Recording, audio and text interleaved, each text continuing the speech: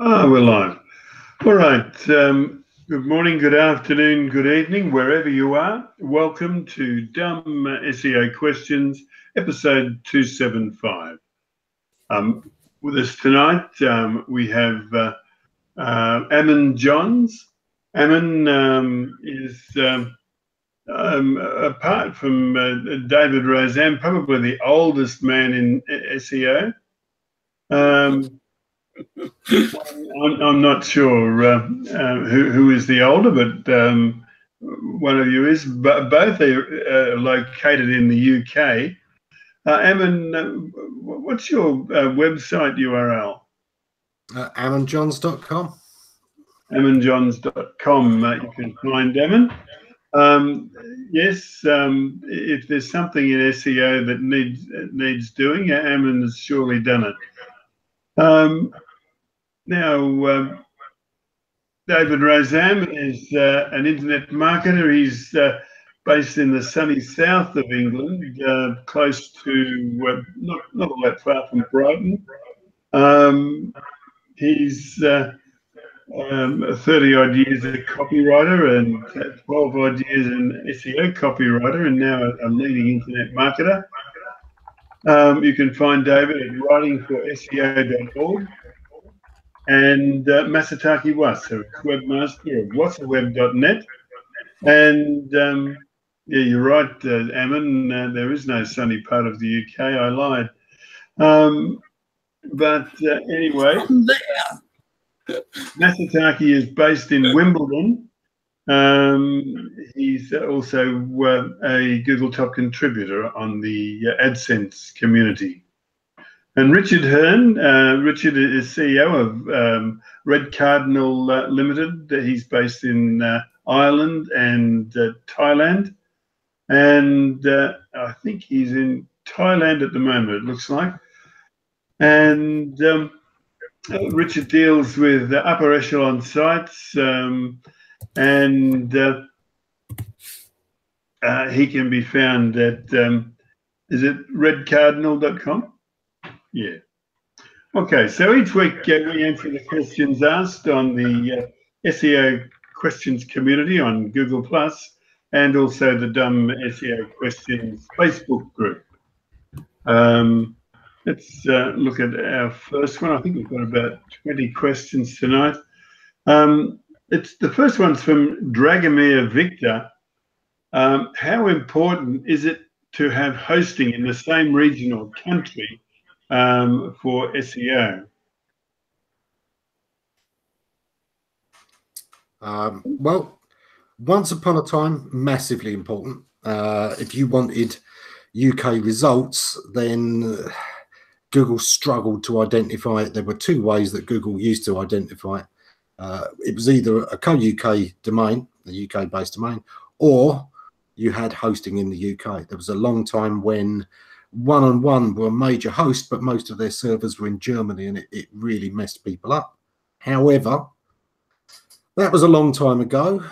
The signals these days are a lot different. There are so many different ways that you can tell Google where your business is and who its audience are.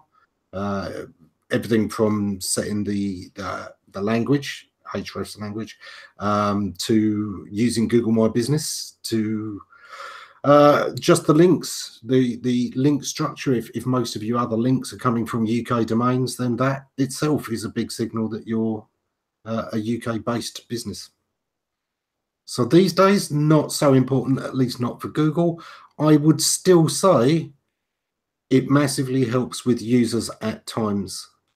There are times when people run a search, get mostly .com results that aren't useful, and therefore will specify .co.uk.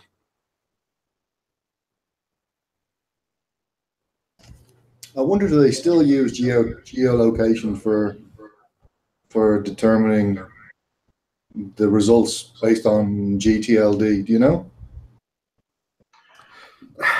There's a mixture. I mean, local, as we know, all results are localized to some extent. The algorithms have built up an idea of how important each phrase is for local.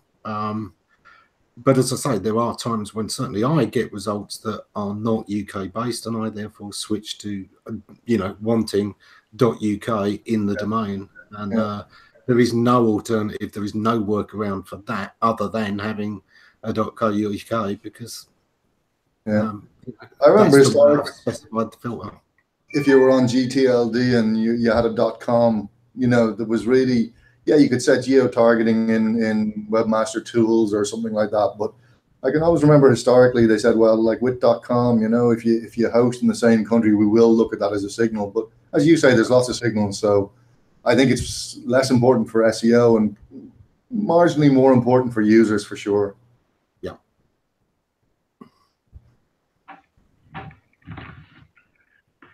Okay. I think we'll call that an answer for Dragomir. And also thank Steve Garenza and Wissam Dandan, our forum heroes through the week, that stepped up and answered that question as well as soon as it was placed on the Dumb SEO Questions Facebook group. Let me tweet that and we'll move on. We're going to skip question 2, and we'll come back to that when Tim Capper comes on deck. This one from Marty Eigner. Marty wants to know, is the rel publisher link still relevant? He's searched on, he's Googled for it, and most results he's found are from 2012.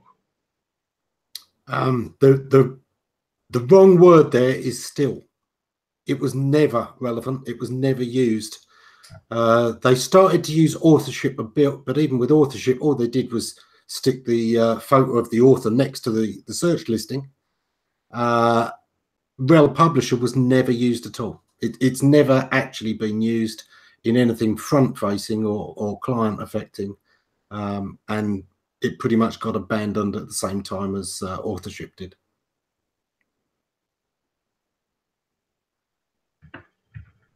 Anybody else?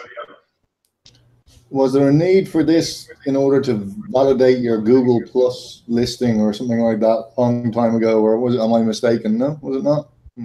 Obviously, that was authorship. It was authorship, was it? Okay. Not that Google Plus matters too much these days either, mind you. Yeah, it makes you wonder how far away the sunset announcement is, but I see that they're actually doing things at Google.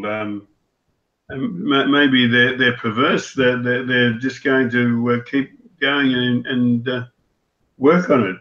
I'd hazard that maybe they had so many integrations that things got a bit tangled up, and it maybe wasn't so easy for them to EOL it. So yeah, that's possibly right. I think ultimately they would rather use the knowledge graph and have everything feeding into that, having one central place where you track all connections, so that this person, this name usually applies and refers to this person. That's an entity. They work for this company. That's another entity. We've got an address for that. We've got a phone number for that. That's what the knowledge graph is supposed to be doing for them. Yep. All right, let's move on to number 4 on our run list. This one from Terry Vibes Productions. It's on backlink value from guest posting. Terry wants to know, Terry Papiano wants to know, is it okay to make a guest post on another site using the same exact post/content that you've already published on your own site? Will the backlink that you gain from that guest post have as much value for off-page SEO as if the guest post was an original article that you haven't published on your own site or anywhere else already? Or should you always post original content when making a guest post in order to get the best SEO results from that backlink? It's a complex question. Obviously, he's focused, the very first word of the question is backlink value. So that's obviously his main result. For backlink value, you want unique content. If you're messing around with duplicate content, Google determine which version to show based on the link popularity, which means that other site is going to be cannibalizing your site in terms of results for the page. The backlink value, yeah, there's no duplicate content penalty, but you're only getting a small share of the value of the link on somebody else's site compared to what you'd be getting on your own, where the interlinking is to other pages on your own site that also feed back. So it's bad practice. Always write a unique piece specific to the audience. If you must, if somebody asks you, can I republish this article? Great. Use canonical to specify where it originally came from. And even there, I would adapt the sites, I would adapt the article specifically. When they ask, can we use this on our site? I would say, well, tell me a little bit about your audience and I'll actually rewrite it for you. Do a slightly different take, because that way you give people a reason to come and see the different version as well. You get the chance to show them both versions of the article because you're covering things from slightly different angles. Thank you, Eamon. Anybody else? It's interesting because we really, I suppose, in a way, everything Eamon said makes sense there, but we don't actually really know what the value of those links may be. I see Michael Martinez, he actually mentioned it could have positive value, it could have no value, or it could pass negative value. It's difficult to know. I mean, if you had a small blog and you wrote a post and suddenly some big international news site said they'd like to repurpose it and put it on their site, and of course they'd include some sort of link back to you, it's difficult to say, could that link carry value or might it not? It might do. I think I worked years and years ago with a lot of syndication, and a lot of the same content was syndicated all over the place, but our gut feeling was that some of those links did have value. That said, in this day and age, yeah, I think that if he's trying to write guest posts just for the sake of getting a link, it's not going to do him much good unless he writes some sort of original content. I think it's going to get more traction anyway. Yeah. Most of the time, the links you're getting from guest posts are only as good as the amount of traffic you're getting from that guest post. If it's not driving traffic, the chances are it's not passing much value either. Most of the time, because Google are valuing the page based on how interlinked it is, and traffic tends to follow how interlinked something is. But if there's no traffic there coming through to you, the chances are there's no value in the page either.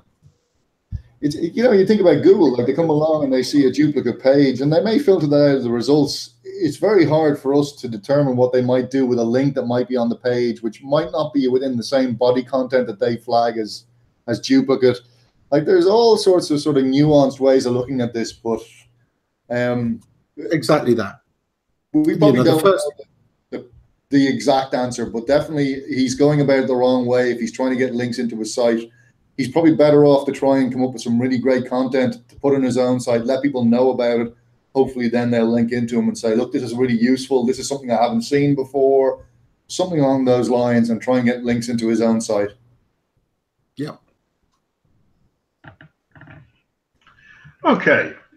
Let's call that an answer for Terry, and we'll move on to the next. Another one for Terry. He wants to know, what's the latest word on exact match domains for SEO? Are they still valuable, or is it not worth it at all to try it these days? This is intended for a low competition keyword of around 150 monthly searches. And I was wondering if it's better to get an exact match domain or maybe a partial match.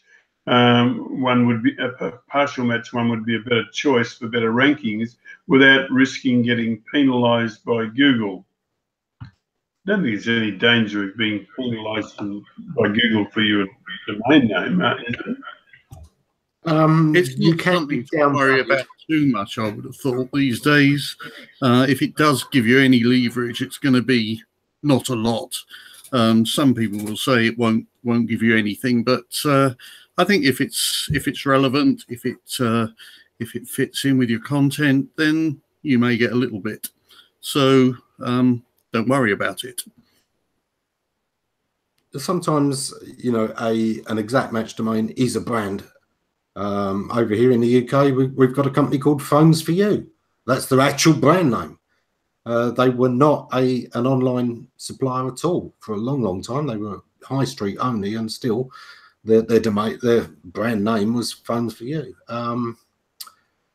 So sometimes you're going to use one. It's not a huge signal one way or the other. However, some of the domain extensions you might get in order to get that exact match domain can be negative signals. There was a time when .info was so associated with spam domains that it gave a slightly higher than normal chance that your page would be recognized as spam.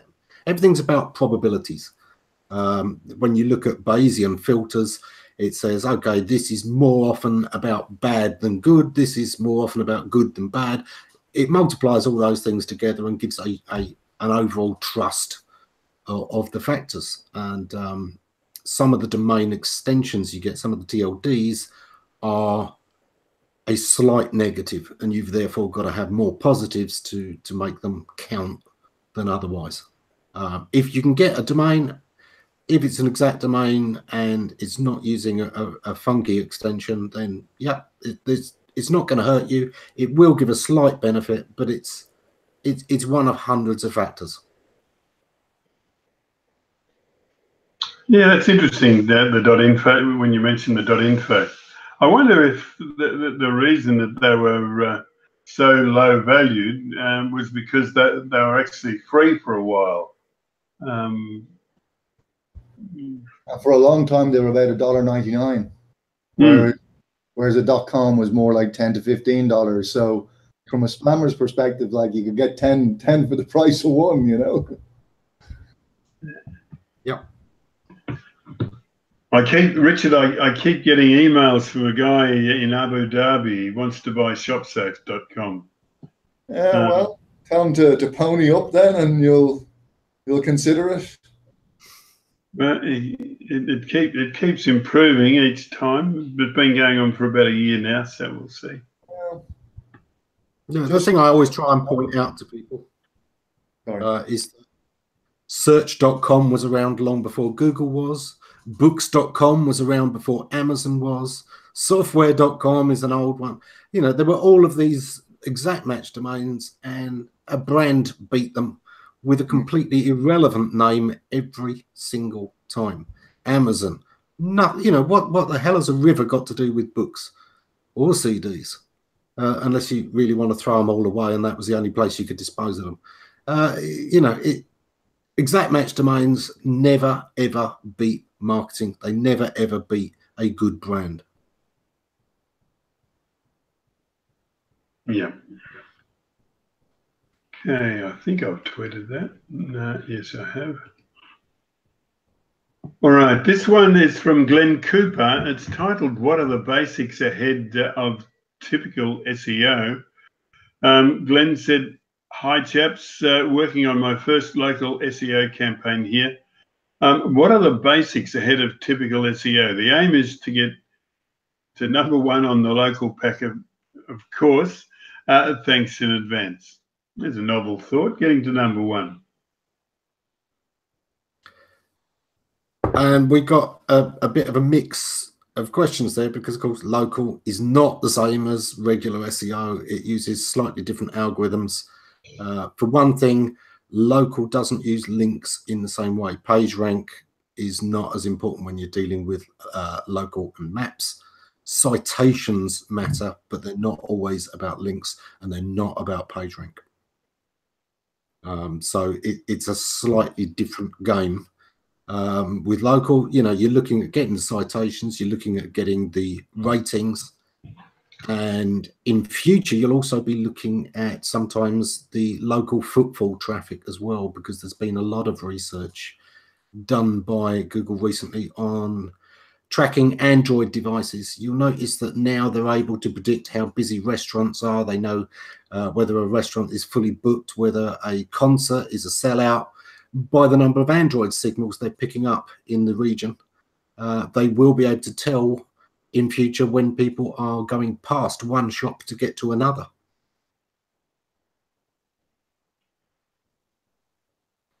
Right now, it's simply about building up the citations, building up the genuine business. I would also say local PR is incredibly important, getting listed in local papers, local blogs, you know, be a real part of the local landscape.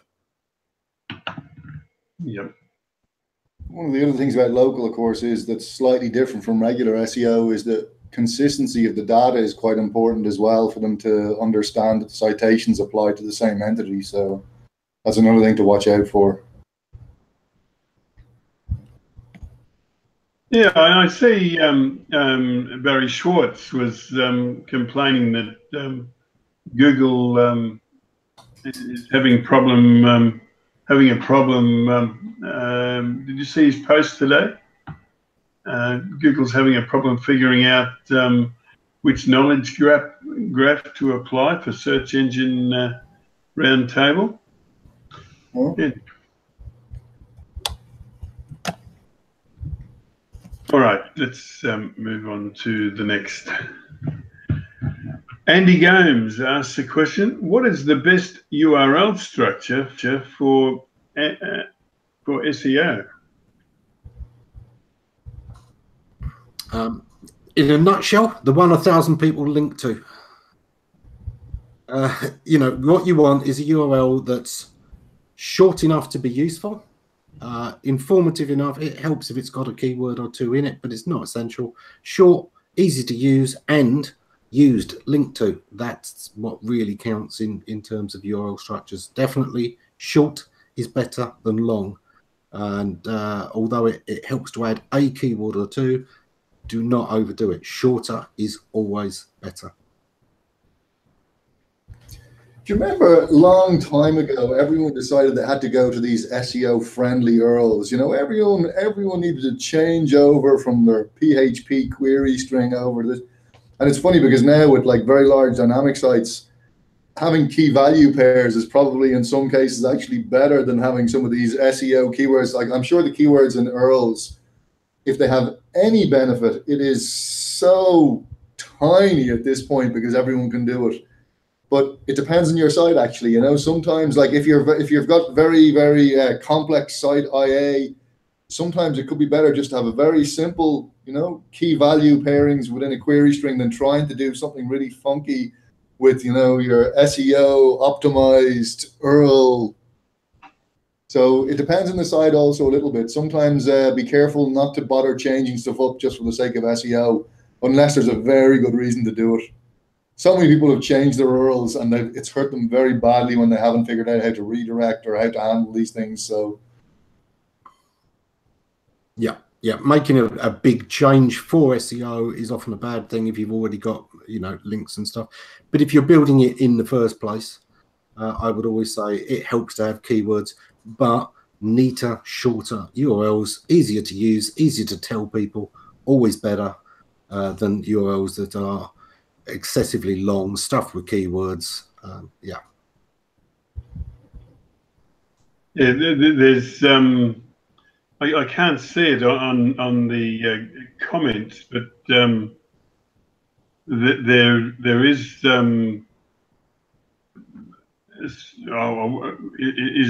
is it a fad at the moment where people are saying that mydomain.com/product is a good thing, you know, like to put the URL, put the product in at the top level of the root domain. It's another way of getting an exact match URL because, you know, a lot of people talk about EMDs, but as we know, Google look at URLs, not sites. Google rank exact URLs, not sites, and therefore having keywords in the URL is exactly like having keywords in the domain. It's a slight advantage, but it's slight. It's less than 1% of the overall, you know, ranking factors. And then it's so easy for everyone to do it. So your time is probably better spent somewhere else than doing something that everyone can replicate, and yeah, then it has no value. So yeah. Right, number 8 on where's Tim Capper? Number 8 is a question from Lauren Miller on a sitemap for PDF files. Lauren said, "Can anyone help me about XML sitemap, as my e-commerce website has more than 100 PDF files, and each PDF file is a catalogue of products that have been created by the products manufacturers. That means that all the PDF are linked within my website actually created by the products manufacturers. So can anyone tell me how to deal with it? Question 1, can I add all PDF to my XML sitemap? Yes. Question 2, can I upload my XML sitemap without a PDF? Yes. And I'm doing well here, guys. I hope I'm right. Can I block all the PDF through the robot's text file? And I wouldn't do that. Or she said, any other suggestion? Yeah, it's a confusing question, because question 1 within that is, can I add it to the XML? I invite Google to index it all. And then question 3 is, can I block it and completely stop Google indexing it all? Is there a value to the user in these documents being found? Do you want people to find these documents? If you don't, then by all means you can block them. I wouldn't see why you really need to, but if there's no branding and no value for you, your business in those PDFs, if they're simply manufacturer handbooks that don't even mention the domain you're on, yeah, you might want to exclude them. Why waste the spider's time on something you can't benefit from? You can certainly get them all on your XML sitemap. You can certainly link to them within the site. Those will both get them indexed. Yeah. I'm going to bet that these PDFs are probably on hundreds or thousands or tens of thousands of websites. If she's very clever, she might look to see what value is in these and see how she could convert these to HTML in a way that makes it unique and useful to users, and she might rank very nicely. Yeah. Yep. Right, Lauren Miller, I hope you're happy with that. I don't know if I tweeted it or not. Yeah, no, I didn't. All right, number 9 on our run list is from, where's Tim Capper? Sarah Lowry asks, will ahref tag fix any duplicate content issues? Sarah said, hi all, I have 2 websites, an American version .com and a UK version .co.uk. I've installed the ahref lang. Not ahref, it's just ahref, isn't it? Ahref lang tag on the websites. Will this fix any duplicate content issues? Thanks, Sarah. It will, and she can also use canonicalization, even though you're not meant to, unless you know what you're doing. You could canonicalize one to the other and use hreflang, and Google will probably, if you set it up right, handle it quite nicely. I wouldn't use canonicalization for it, because you are saying one version is primary, and if that can exclude the other audience a little bit from indexing. If there's one that is going to be able to redirect to the other and useful for the other, then fine. But I wouldn't otherwise use canonical. But yeah, you can use the language version, and of course you can also specify audiences through Google's tools. So both of those work. Thank you, Eamon. Anyone else? I see Tim Capper's just parachuted in from somewhere. Yeah, he's there. We saved question 2 for you, Tim. We'll get back to that after we've covered all the rest. Okay, let's go to the next. I'm not sure if I tweeted that or not. No, I didn't. Okay. Sandra Steele Mabartha has a question titled Google Knowledge Graph or Google My Business, which is better?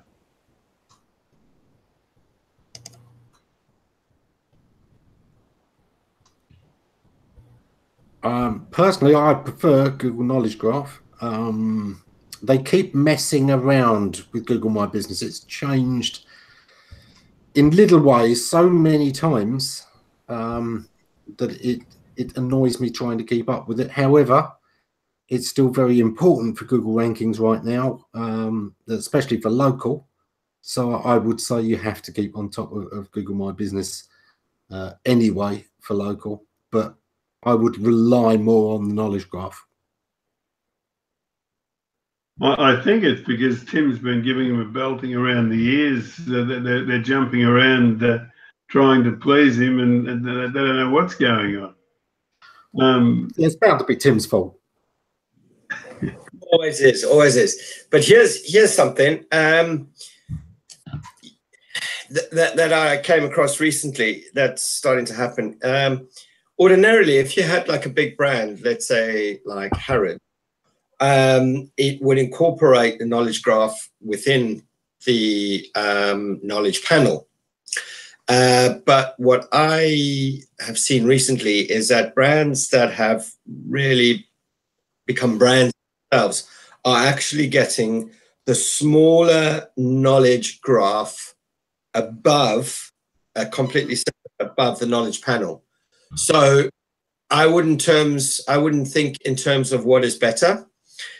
Your knowledge panel for your GMB page, you're going to get as soon as you obviously, it's not always automatic for your brand name, because your brand name might be something very generic.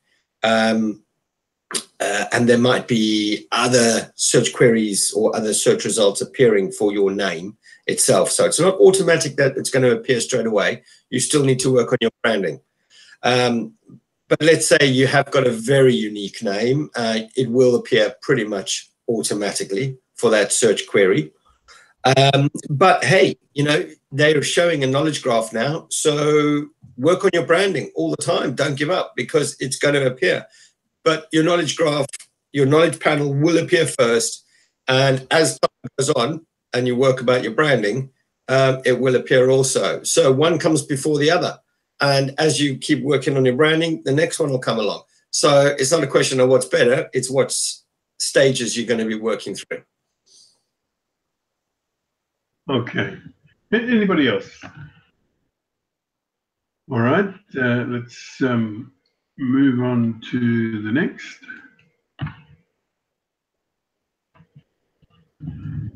Number 11 on our run list, Sujit Das has a question which took us a while to get an answer this week.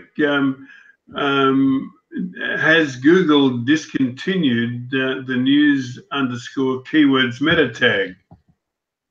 It turns out that they have. They just didn't tell anybody. All right. I'll tweet that and we'll move on. Nobody has a comment on this one, do they? It'd be interesting to see or to know how long they were actually using, or if they were ever using it, to be honest. Wouldn't surprise me if they never used it. Yeah. Banu Pratap Kaushik, he wants to know the exact procedure for a 301 redirect. Oh dear. He's been reading somebody's site. I tell you what, Brian Dean and Neil Patel, they have got a lot to answer for. You know, if I ever met Neil Patel, I think I'd punch him. You can't hit a man in pajamas. Anyway, this is what Banu has to say. He said, is anyone using 301 redirects for ranking sites? I want to know the exact procedure how you redirect a domain to your money site. I already have the domain. Should I set it up first with the content and then redirect, or should I redirect it directly from the domain level? Banu, Mate, someone Put has... it all in a big box and jump and stick it in the river. Forget about it. Yeah, sorry. Do carry on. Yeah. There's not going to be a huge amount of harm in simply setting up a redirect from an old domain to yours, except why do you think that domain was for sale? If it's got backlinks and it was used by somebody, why did they sell it? Do you think maybe they were another spammer and they've already burned that domain? It's one of their churn and burn ones. The reason it's got backlinks pointed to it is because they're toxic ones. They're the ones that killed the site and made them decide to sell the domain. So be very, very careful when you buy expired domains with backlinks that you're not actually buying yourself a huge amount of penalty to point at your site. That's right, because the 308 redirect will transfer that penalty. Well, Yes. in fairness, about 60,000 expiring domains daily, and not all of them have been spammed. Not that I'm suggesting Only 55,000. Not that I'm suggesting that what he's trying to do is a good idea, but you know, I'm sure there are plenty of people that still pick up expiring domains, and I'm sure there are still plenty of people who redirect them or put up a site and try to build a site and try to build a private network. I mean, it still goes on. Gotcha. But they tend to buy thousands of domains at a go. I already have a domain. That's not how it works. You go to somewhere like the domain name and you buy 1,000 domains that have got the backlink profile you want, and then you 301 the lot because you're hoping that a tiny amount of juice is going to come through from each one. It's not a good practice. But there is a case for sometimes for looking at domains that have traffic, and there are expiring domains that have real traffic. A lot of them that claim to have traffic, it's junk. But there will be sites that would have traffic, and if you redirect in, I mean, the traffic in and of itself could be worthwhile to you. You could convert some of the traffic to money. Like there are some edge cases where we're working with expiring domains. They're going to have some value, whether they be SEO or commercial or whatever it might be. So, I mean, there's always going to be some cases where you can look at these things and you can go, yeah, you could get some value out of it. But if you don't know what you're doing and you just expect to get value, you're probably focusing your energy in the wrong place. Yeah. What worries me is the amount of time you might have to put into finding a domain that you're going to get something from. Why not just work on your original domain? No, to be honest, it's very easy these days to find this stuff. If you have the right tools, the tools are there. You can find the domains within 5 minutes or a couple of hours of searching. Like I look through I probably look at about 100,000 domains a week, just looking for domains to pick up. Now I'm not doing it for SEO. That's not my purpose in life. But the tools are there, so you'd be amazed at just how much data you can find out about domains that are expiring. But in terms of SEO value, I think you've got to be very careful. I think Google is it's not like the old days where you could get away with all sorts of weird and wonderful stuff. Google really, they became a registrar a long time ago, and a lot of people said they became a registrar. They were never selling domains, so their primary purpose was to get into all the who is data, I'm sure. Yeah. That said, I mean, Google have said many times that they completely discount any domain that's expired. They look at its link dates, and that's not true. No, I don't think so. It's definitely not true. Because there are cases also where someone's domain will expire by accident, and it may not be picked up by someone else, and it could be a couple of months before the owner actually notices, oh my God, I didn't renew my domain. They could then pick it up, stick it back up again, and generally speaking, they're not going to be starting off from zero. So I think they have a lot of signals to try and figure out what's been done with domains, and that's why I would suggest to this person who's asking the question that if they're not quite sure what they're doing, they should be a little bit more careful, and their time might be better focused elsewhere. Yeah. And definitely, they can save themselves hundreds of hours of completely wasted time by not watching any more of those videos from Neil Patel and Brian Dane. Yeah. What? You don't want to make more money from your website? How dare you?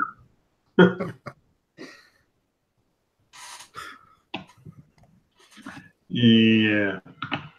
All right, let me move on to the next. I won't tweet that. Brian Michael asks a question.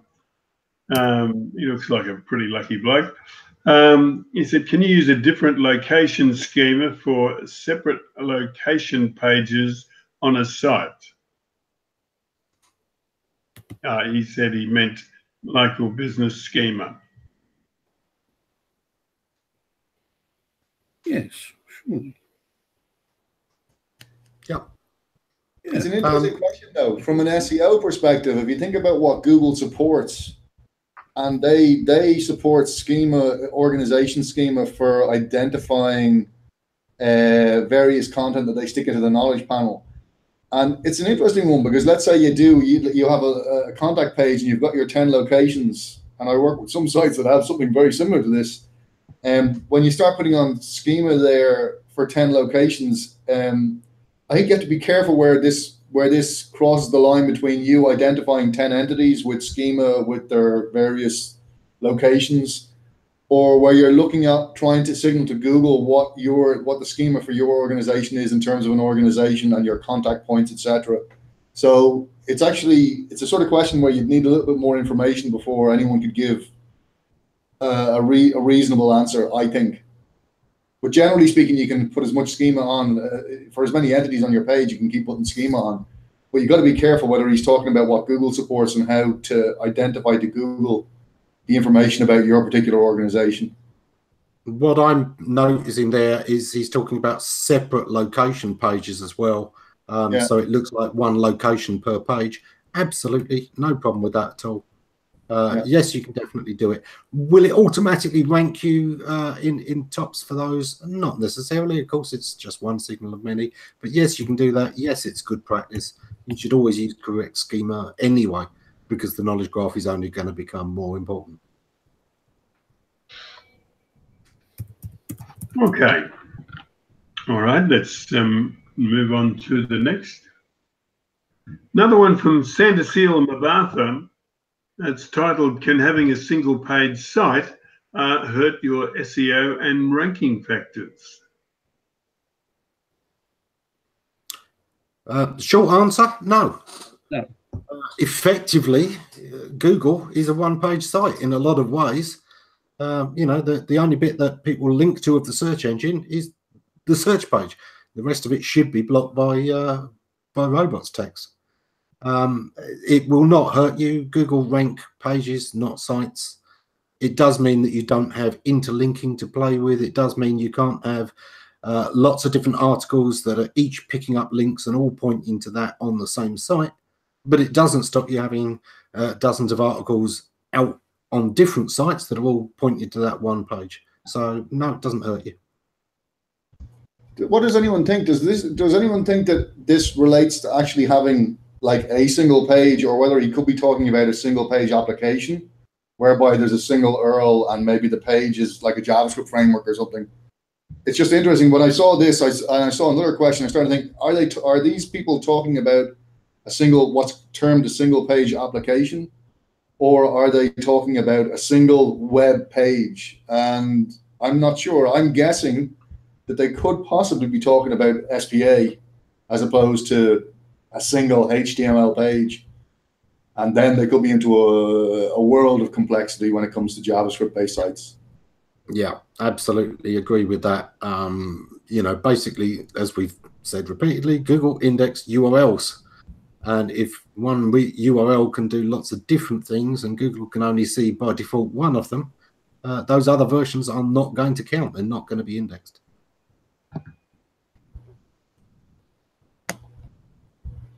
Yeah. Very good point. All right, let's move on to the next. This one is from Neil Cheeseman. Can Google PageInsights offer significantly different results depending on where the user is? Where the user is entering the website to be crawled. In brackets, Neil said, I've seen that today, but I wasn't sure why that was happening, and it makes the results rather questionable.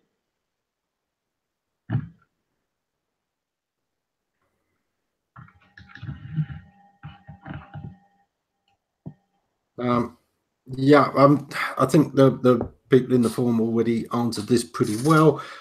Every time you submit a query for that, it's a fresh grab, and no two grabs are exactly the same. You'll get an average, but it's one reason why when I'm actually benchmarking pages, I will tend to do 3 or 4 at different times of day to check what the average performance of the page is, because sometimes, yeah, you've got a great speed when nobody else was on the site, and then, you know, evening time, rush hour, you get a whole different set of results, and you kind of need to know that. But it should be Google's server that's actually grabbing and testing. It's not using your device to do it, so where you are isn't the major factor. Cool. All right, let's tweet that. Oh, I've done it. All right, on to number 16 of 20. Danny Decker asked a question titled, "Spreading one big page content over multiple blog posts." Danny said, "I redesigned my site a bit with more structured content on the homepage. This meant that a lot of the old chapters, H2, were not needed anymore. Instead of throwing them away, I cut the text and turned each chapter into a blog post, which is scheduled 1 per month, and a few I've already uploaded on the blog. Is there any risk here? The content is still unique, but moved from one place at one part of the site and spread over multiple blog posts. Maybe Google will somehow see duplicate content." The risk depends on exactly what he was depending on. There is a significant risk that, of course, you will stop getting the long tail traffic that you were getting from the mixture of the paragraphs. You know, found one part of their query in the first section and another in a different section. You won't get that anymore because you've cut the sections apart. They're no longer linked in the same way. You can't get one page that's got all of those different things on. So you can lose a bit of long tail traffic that way. But presumably there was a good reason why he simplified the homepage and decided those weren't needed. In terms of structure, there's no problem with that at all. In terms of how it affects the user, there might be, but I presume that it was user-centric in getting rid of that text in the first place, rather than, I feel like this and I'm not going to bother asking whether my customers do. If you made that mistake, there's a huge risk. Yeah, the main thing is you're definitely going to see a little bit less long tail traffic overall. Anybody else? The devil might be in the detail here also about exactly how he implemented what he's saying he did, because it doesn't sound intuitive to me what he's saying he did. And if you change stuff around and you're not quite sure what you're doing, sometimes it's best to ask somebody or a group of people who know and give them the example, Earl, just so they can take a look and say in a couple of seconds whether they think this was right or whether they can see any obvious mistakes. He could do something here that could have huge risks depending on what he does and how he does it. There shouldn't be any risk of duplicate content because he has said that he took them off the homepage and he's put them onto a blog. If each one is just existing on its own, okay, then there shouldn't. However, let's just say homepage suddenly becomes homepage 1 and homepage still exists, and then he's put something on sub homepage 2, 3, and 4. And we don't quite know what he's done or how he's done it, and it just doesn't sound to me like that managing a website would be his primary job, or that he'd have a huge amount of knowledge about this. I could be very wrong, and there's no insult meant in that. It's just that based on how he's structured his question, it doesn't sound to me like he has a huge knowledge of websites, and that's why I just say that be careful about what you do and how you've done it. Like, to me, the risk could be quite fundamental and systemic in that, like, he could possibly wipe out his site if he does something the wrong way. Yeah, and I still don't really get what he's done. So he had a site, lots of content on that. He indicates that he's removed that and then chopping them into pieces and then uploading each piece as a blog post. But he says he's going to do it once a month. So it sounds as if he has taken off the content from the site and then re-uploading bits, bit by bit. So that goes back to Ammon's point about you're going to lose the long tail and combinations of different concepts, and they're gone for a while. And if Google notices that it's gone, and then when they come back, because it might come back in 4 months' time, because you're doing by chapter, then yeah, that could be problematic. But I'm not 100% sure if that's what he's actually doing. So that's the sort of thing that I'm unsure about. Yeah. From the best we can see, the main thing is he says he's removed content from the site, i.e. it's gone. Rather than bin it, he's saved some of it to post up in blog posts later. Well, if it would have been gone and it's going up in blog posts later, it should therefore be unique content, unless he's saying that there was repetition. If there was repetition, then yeah, you've got repetition. But again, there is no such thing as a duplicate content penalty. So that shouldn't be your issue. Your main issue is going to be that you've removed a lot of content. You didn't tell us why. If it's your design idea rather than customer led and led by conversions, there is a huge risk that you've just, upset your customers. Yeah, I think the saving grace there is that he's taken this content from the homepage. It's not as if that they were a whole heap of pages with their unique URLs that he's deleted. Anyway, let's move on to number 17 on our run list from Brian Michael. And it's titled, "But what about when the URL slug gets really, really wrong?" Brian said or asked a question about URL structuring. I understand the need for organization when it comes to categories and subcategories. But what about when the URL slug gets really, really long? Say, for example, an e-commerce site with product listings that are housed within a category and a subcategory page. For example, /category/subcategory/product name. What's the best way to balance good site organization with reasonably clean-looking URL? It comes back to that point earlier. The best URL is a shorter URL. That said, if that category and structure is in the URL, that also can help, as long as it is proper structure. What I would say is make sure you're not repeating words in the category and subcategory. The number of times, you'll see something like a website that sells cars has a subcategory called cars. Well, what else are you going to have on your site that sells cars? So that can go. Your domain already, all of it is cars. If it's new cars, use the category name new, because again, it's obvious they're all cars. Just look at the way the structure is put together to keep it short and sweet. Make sure that you're not ending up with cars, used cars, cars for sale, Ford cars, new cars this week. You're repeating so much that the URL's getting long unnecessarily. Try and keep it short, try and keep it sweet. Make sure that any category and structure in there is helpful to users. Can I look at this URL and understand things about site structure? Because Google does exactly that kind of thing with it. Ontology is really important.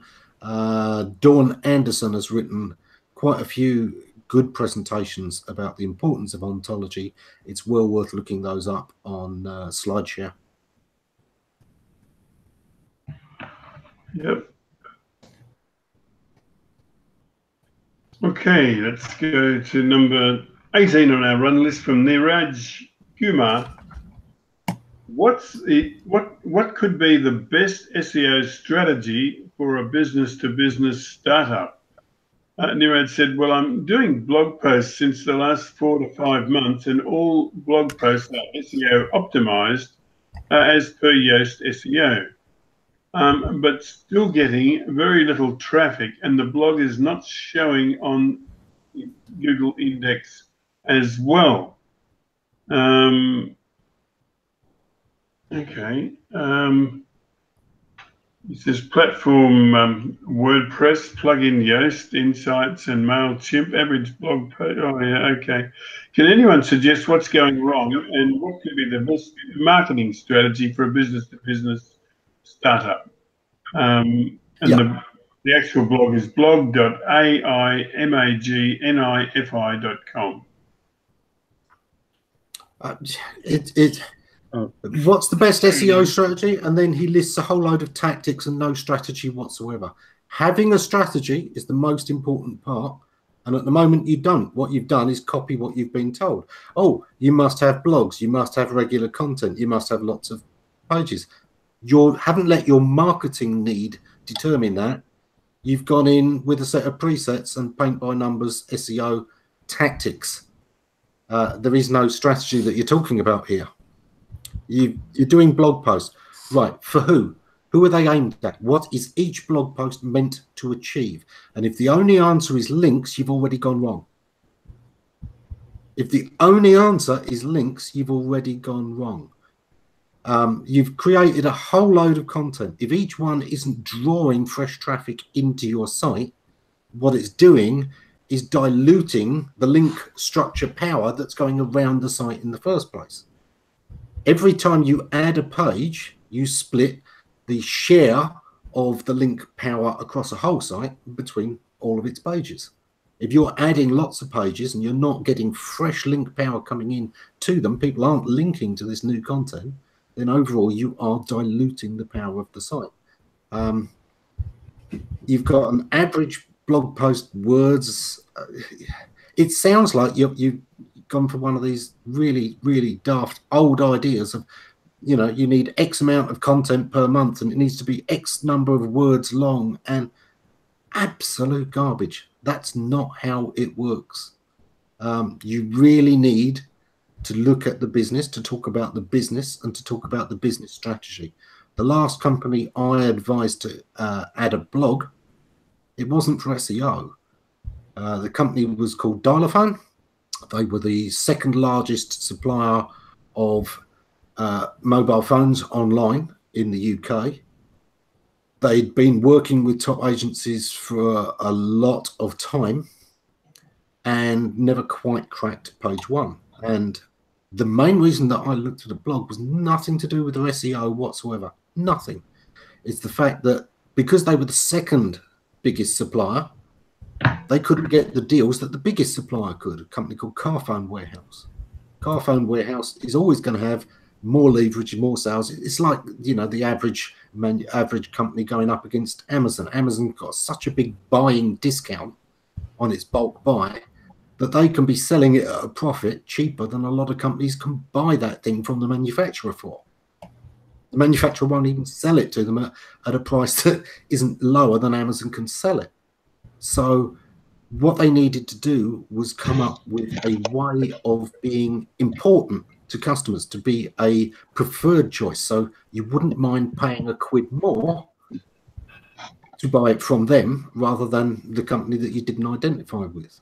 And that was why a blog. The blog was to build a rapport, a relationship with people, to brand the company as their friend in the trade, so that even if they couldn't get the best deal compared to Carphone Warehouse, people would rather buy from them because they weren't going to be far off the best deal. And it worked. And the fact that it worked helped them get up into page one of Google search results. i.e. more people were using them, more people were talking about them, people found it more remarkable, they found interesting things to write about. That's how blogging is meant to work. If you're just buying posts by the word and sticking those words up on your site, you are dooming your site. Absolutely. I think I'd go back more specifically at Yoast. I actually advised a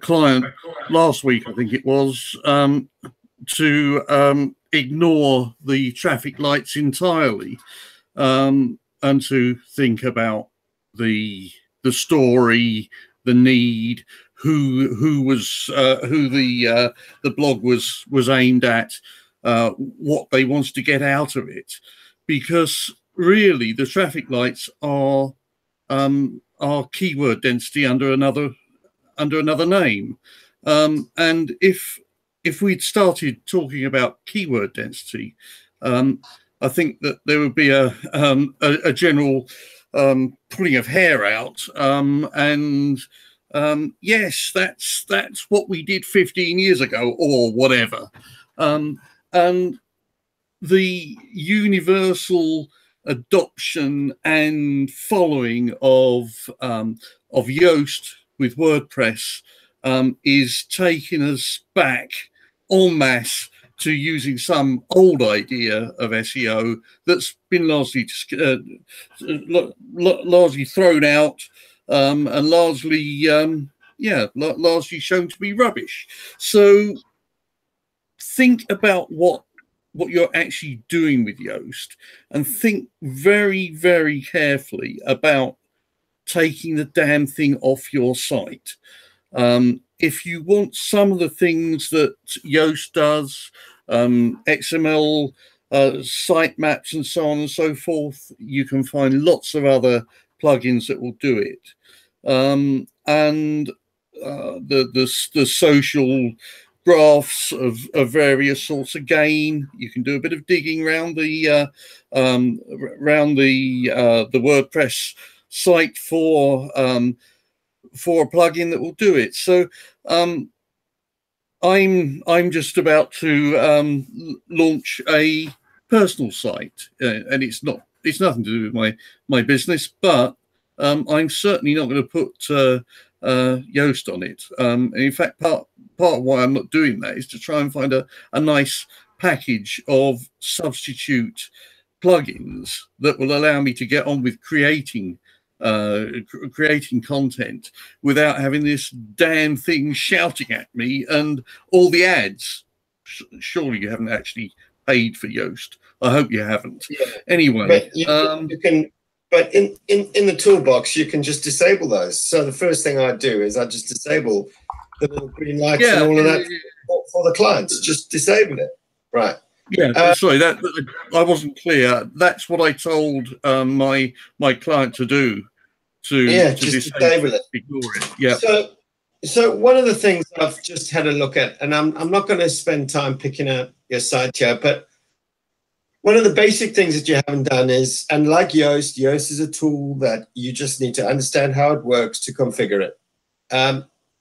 However, on one of your articles, I can see it's in, you've tagged it in 2, 4, 6, 8, 11 tags.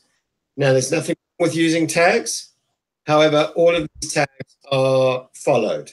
Okay, which means that they show up, which means your article is appearing in 10 more places. Now, if Google's going to follow all of these, he's then got to decide, well, which version or where am I going to show this article itself? Because it's appearing the main article, then it's appearing in, and that's another thing, categories. I found it appearing in 1, 2, 3, 4, 5 categories plus in the author archives. So this is the thing. You need to understand, you may be producing great content, but you are diluting it so massively all over the place that Google comes across go, Jesus, what am I going to serve and who am I going to serve it to, right? So basic rule of thumb here. One category. Pick one category that is perfect for that article. And you can use tags, just no follow them. Sorry, no index them, right? Google will still follow them, and people can use them within the article to find similar things. But don't dilute everything all over the place. And within your Yoast, no follow your author indexes and your data archives and all this kind of stuff. Because you, as a new, especially a new blog, you don't want to be diluting this stuff all over the place, where a search engine then has to go, well, it's just being like completely diluted. So pick the best associated category with it and use that one. You can use the tags, just no index the buggers. And because your users may be using them to actually find the other relevant stuff within there. So just be clever with your stuff.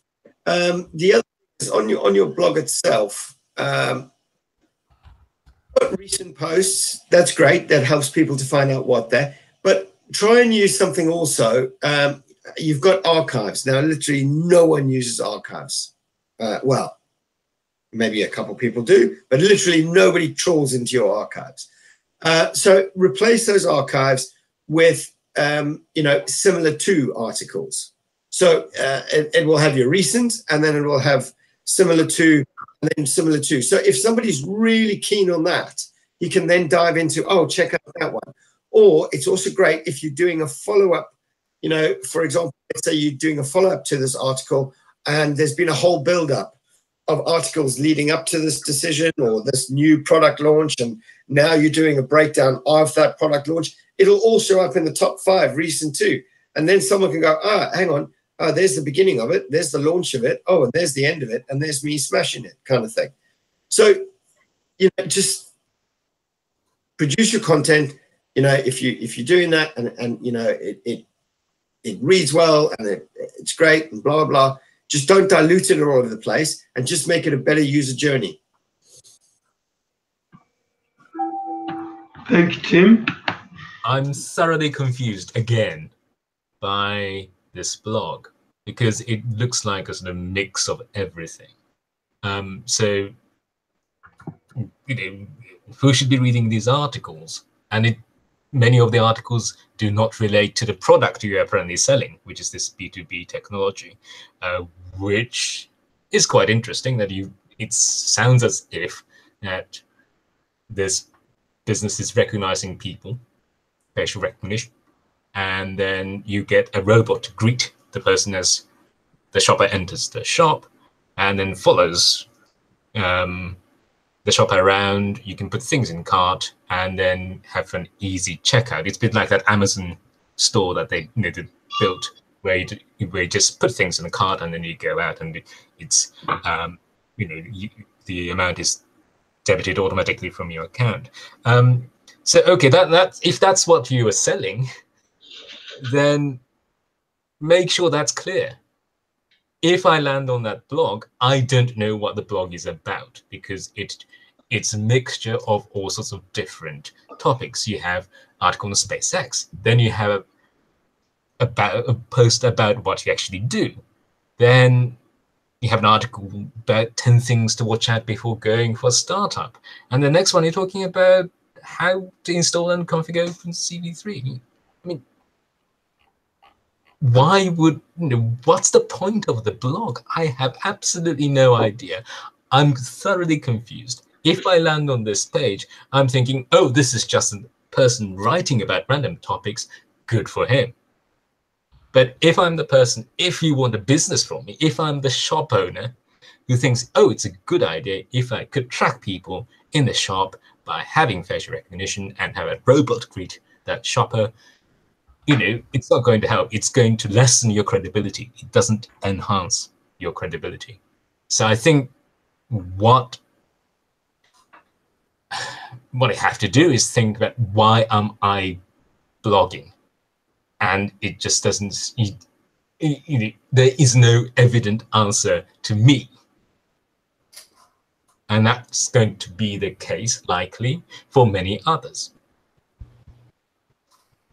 Which brings us straight back to that original point. There's no strategy to this blog. There is no strategy to any of this. This is pure tactics. The other thing is that he asked the question, what's the best SEO strategy for a B2B startup? As if it's the same strategy for every B2B startup. It's not. Yeah. You have to look at your own startup, what area you're in. The strategy could be quite different. If you're in a highly regulated market, you could have a completely different strategy than you know, a high-tech market that isn't regulated at all. I think there's been some really good feedback on this, and this is probably the longest question all night, probably the longest question for a long, long time, Jim. The only thing I would mention with some B2B, depending on the niche you're in, and it's probably not as applicable for him, but in some niches, and you know, I've worked with a lot of B2B companies, luck or misfortune, I'm not sure, but I think one of the best things to go for these days is probably featured snippets if you're in the right markets. That's the only thing I'd add here. Rather than go for blog posts, I'd look for content that is answering questions that people are asking online a lot, and go target that way, rather than this mismatch of I don't know what the content is. Max Attacchi hit the nail on the head. It's just content. It reads like some sort of, I don't know, Engadget or The Verge or one of these sites that's just general tech. Focus on your own niche. Answer questions that people are asking.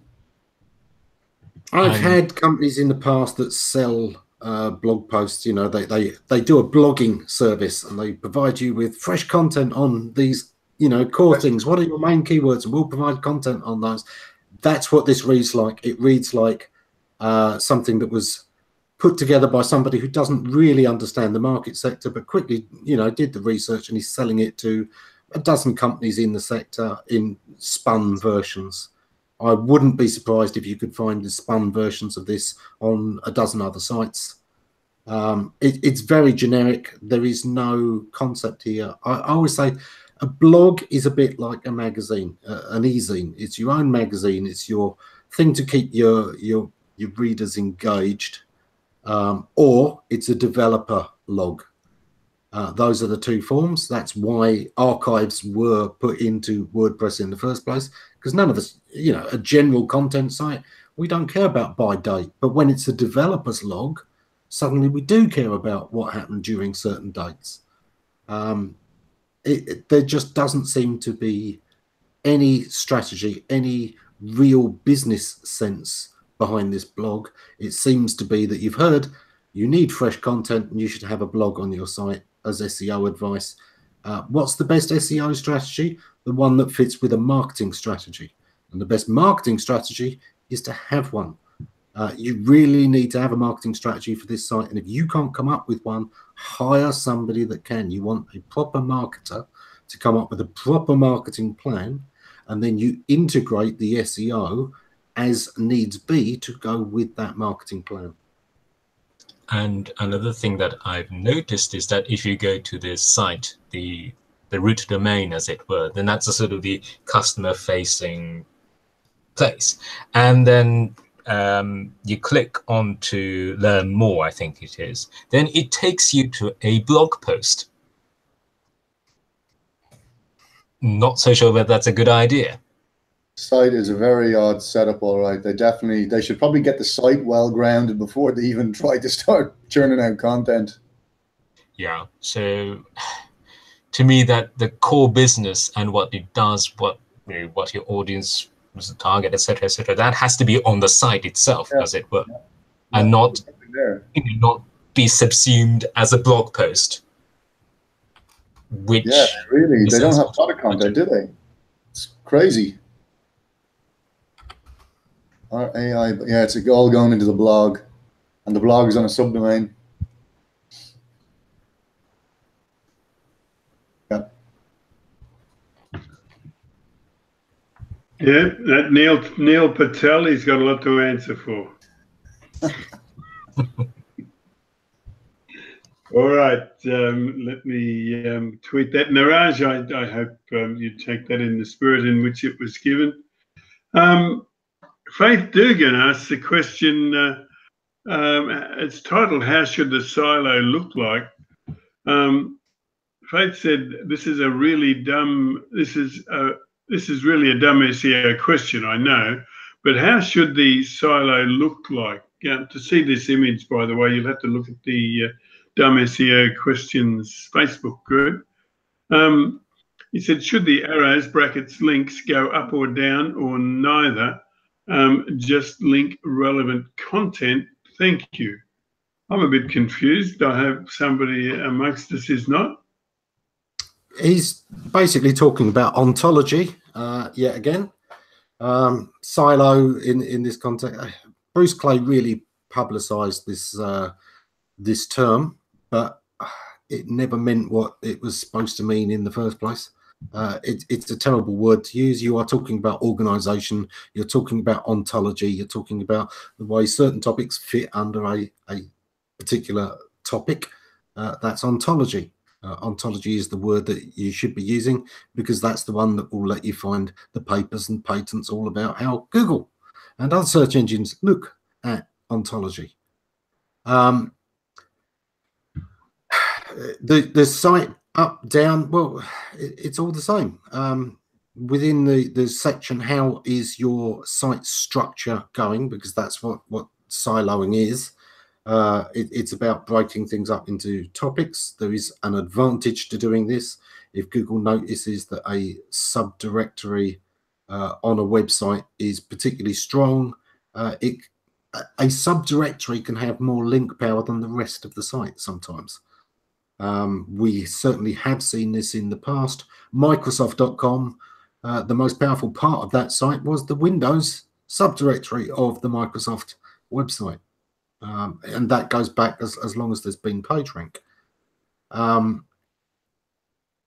How you're structuring it, what works for users. Again, have you got one clear ontology? Does that structure mean something to users? Because if it does, then Google are trying to emulate that.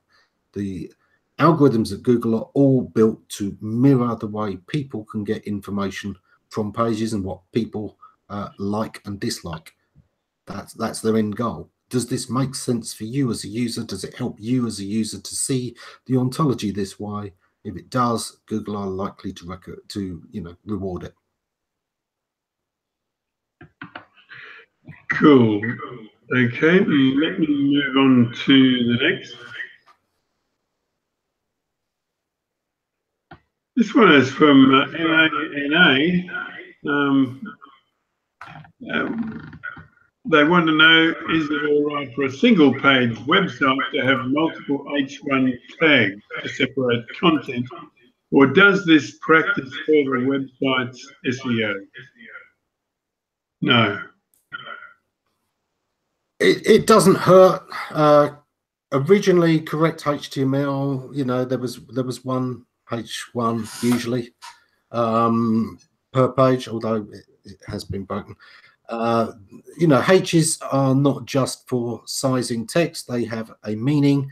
H1 is usually, the heading for the entire document. Therefore, there should only be one. However, people did misuse it for just sizing. Google is built to allow for that. It doesn't expect everybody to be a perfect webmaster. There is always the rumor that Google's original homepage was so sparse because, according to Brin and Page, they didn't know much HTML, and just sticking a search box on the page was about all they were capable of. They will allow for an awful lot of mistakes. Is it optimal? No. It's optimal to have one H1 per page. Some of the testing that's been done in the past found that Google was looking at the first H1 and ignoring any extra weighting on the second, as best as people could tell. But it's not going to hurt you. It's not going to hurt you. Is it optimal? No, it's not. Yeah, and unless I dreamt it, and I'm sure I heard John Mueller say one day that if you put 5 H1s on the page, each one will be a fifth as valuable, or something like that. All right, so let's go now to, we want question 2 on our run list. It's from Neil Cheeseman. Google My Business displays unresponded reviews. 2 questions. 1, what value Google My Business reviews? 2, Google My Business displays unresponded reviews as if it's important or relevant that they should all be responded to. Surely if someone has left a review, the business doesn't need to respond or with a thank you. Or is it best practice to respond anyway? So think of this like a tool, any kind of tool. Google My Business has just added in a sort of a form field there to keep businesses on top. So, oh, I haven't updated my hours, you know, and there's a little thing saying update. And then they've got a little toolbar going 100%, you're 100% up to date. It's a tool. It's just there to, you know, keep you on track of things. So if you haven't responded, if you had 5 reviews and you haven't logged in and you check in a month's time and you log in and it goes 99%, you know, unresponded reviews, it's just telling you, hey, you've had new reviews. You don't necessarily have to respond to them, but you need to think about users today. In our day, you know, so many things have changed. You know, we would look at a 5-star average and go, yeah, that's the one I'm buying from. Now, research shows us that the best kind of average now is around about a 4.2. Millennials now tend to, distrust a complete 5-star average, and people have become so much more aware of the online world in the fact that they see, they expect to see a situation where not every customer is going to have, you know, the perfect burger. Someone is going to wait at some point in time. When that does happen, because people expect it to happen, but when that does happen, they want to see how the business responded to that particular complaint or that particular review, shall we say. And that is, I think, is quite key. So to in 2 points.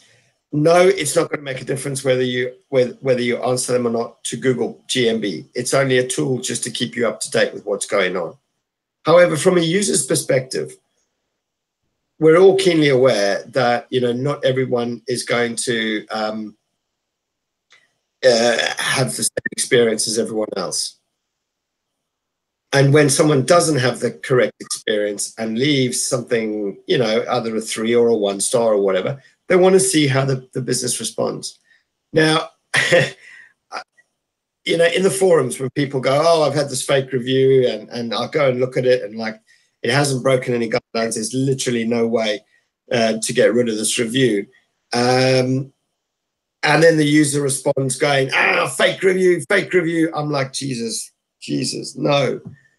No matter how much it pains you, you should, you know, clear level head. And even if we all know it's fake, clear level headed, you should respond to that appropriately, because other users don't know that that's a fake review.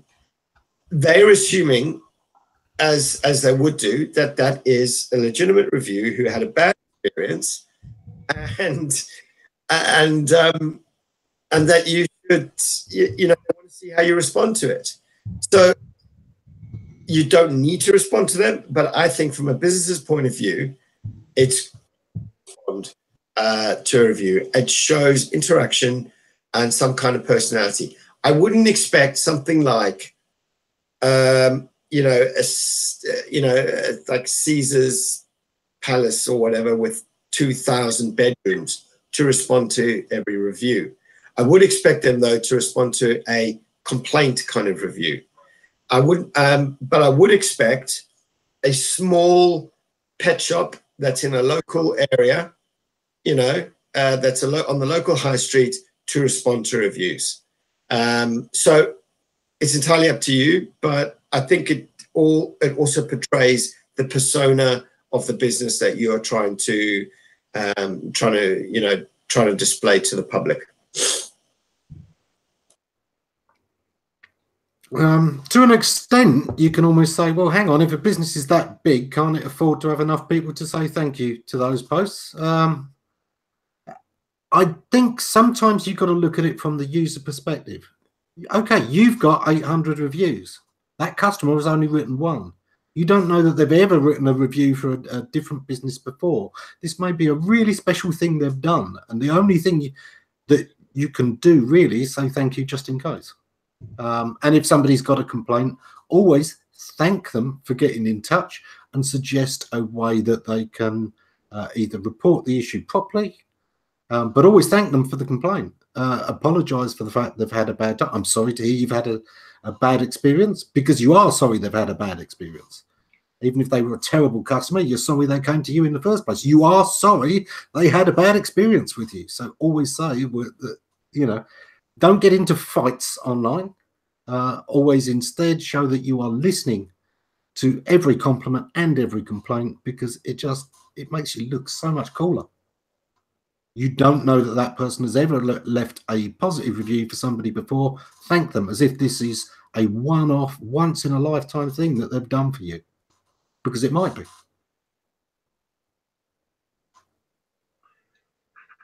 Well, that's right. If your service is exceptional, you might prompt somebody. I was just looking through one of my clients' reviews tonight, yeah, a couple of people actually started off with lines like, you know, I've never left a review in my life, but the service was so good I have to. Yep. There you go. Are you vaping, Em Johns? I am, yeah. Ah. Okay. Well, guys, we've done it again. We've answered all of the questions asked on the SEO Questions community on Google Plus and the Dumb SEO Questions Facebook group. I noticed that we still have people watching us, and good on you. Thank you very much. You know, your interest in what we do makes what we do worthwhile, and for that we thank you most sincerely. If you'd like to join us in the green room after this broadcast ends, if you go to the dumbseoquestions.com, at the bottom of every page you'll find a link marked Join HOA. Click that and you'll be able to join us. We won't be broadcasting, but we'd love to have a chat with you. We'll be back at the same time next week to do this all again. But for now, it's good night.